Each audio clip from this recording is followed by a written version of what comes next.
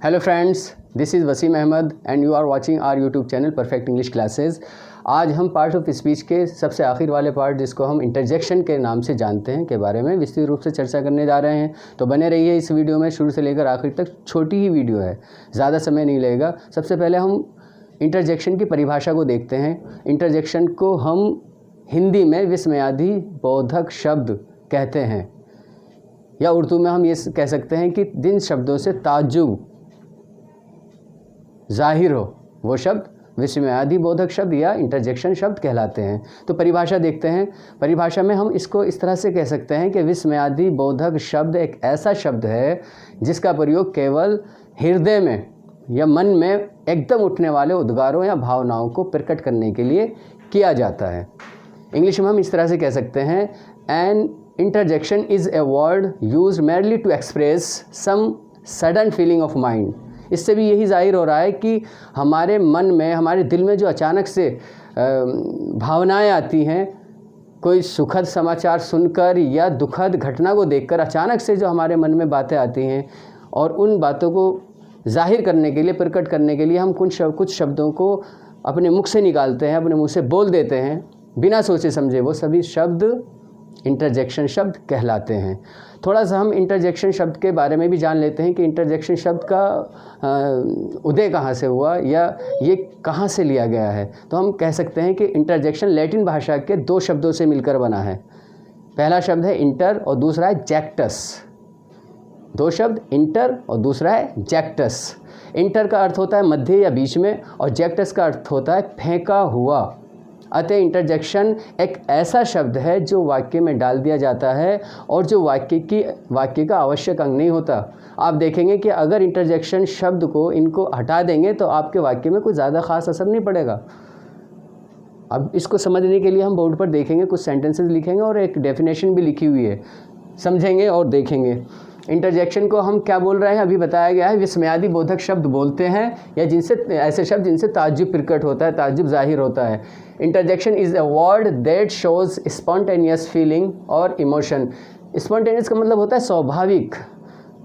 किसी के अंदर भी ऐसे विचार और भावनाएं एकदम से उत्पन्न हो जाएंगी जब वो कोई सुखद घटना देखेगा या दुखद घटना देखेगा, और कुछ ना कुछ उसको एक्सप्रेस करने के लिए, जाहिर करने के लिए वो कुछ शब्दों का प्रयोग करेगा। वही सारे के सारे शब्द इंटरजेक्शन शब्द कहलाते हैं। यहाँ पर कुछ सेंटेंसेस लिखे हुए हैं, उन पर नज़र डाल लेते हैं। Hurray, our side has won. Hurray को हुर्रा वर्ड भी प्रोनाउंसिएशन किया जाता है।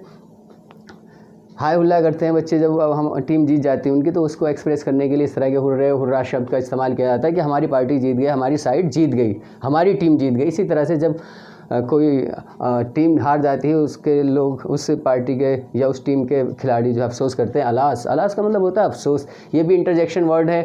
Bravo Sachin, well hit. शाबाश सचिन, आपने बहुत बढ़िया हिट किया। Oh what a beautiful rose. Interjection है। कोई चीज़ हम देखकर कितने आश्चर्य से कहते हैं, अरे हाँ कितना, वाओ वंडरफुल। इस तरह के जितने भी शब्द हैं, अलास। फिर यही अफसोस जाहिर करने के लिए अलास वर्ड का इस्तेमाल हुआ है। He is dead.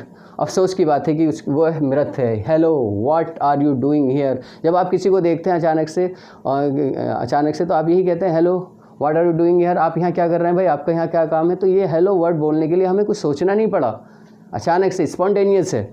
उसके बाद है हर्ष, डोंट मेक ए नॉइज़। जब हम कोई ऐसा देखते हैं, ऐसा माहौल होता है कि अचानक से कोई ज़ोर का शोर या कोई कहीं हल्की आवाज़ सुनते हैं, तो हम उसको सुनने की कोशिश करते हैं, तो दूसरों को खामोश करते हैं, कहते हैं हर्ष, खामोश, सुनो ये क्या नॉइज़ हो रहा है। तो इस तरह के जितने भी शब्द हैं, हुर्रे है, अलास है, ब्रावो, ओह, अलास, हेलो या हर्ष, ये सभी जो हैं स्पॉन्टेनियस हैं। ये एकदम से हमारे मन में उठे हुए उद्गार हैं जिनको हमने एक्सप्रेस किया शब्दों के माध्यम से। दो बातें और नोट करनी है इंटरजेक्शन के बारे में, कि interjection are not connected to rest of the sentence. Interjection का ये जो पूरा सेंटेंस है, इसके दूसरे पार्ट से या बाकी सेंटेंस से इसका कोई संबंध नहीं है। अगर आप इनको हटा देंगे, पूरा सेंटेंस है आवर साइड हैज़ वन, हमारी टीम जीत गई, इसके अर्थ में कोई फ़र्क नहीं आएगा ज़्यादा, ठीक है। इसी तरह से, और दूसरा पॉइंट ये है, generally ends with exclamation mark और कॉमा, और जहाँ कहीं भी ये लिखे हुए होते हैं, जहाँ कहीं भी ये आते हैं, उनके बाद मार्क ऑफ एक्सक्लेमेशन, विस्मयादि बोधक शब्द या कॉमा का इस्तेमाल किया जाता है। मुझे लग रहा है कि ये पॉइंट, इंटरजेक्शन जो लास्ट पार्ट ऑफ स्पीच है, बिल्कुल स्पष्ट रूप से आपको समझ आ गया होगा। आज के लिए इतना ही। नेक्स्ट वीडियो तक बने रहिए। Thank you.